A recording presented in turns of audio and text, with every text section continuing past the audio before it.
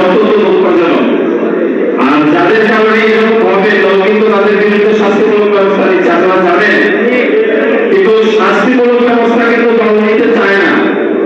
যারা দলের দুঃসময় আন্দোলন সংগ্রামে মামলা হামলা অন্যায় অত্যাচারের বিরুদ্ধে শত কষ্ট স্বীকার করেও দলটা ছেড়ে যায়নি, দল কি তাদের বাদ দিতে চায়?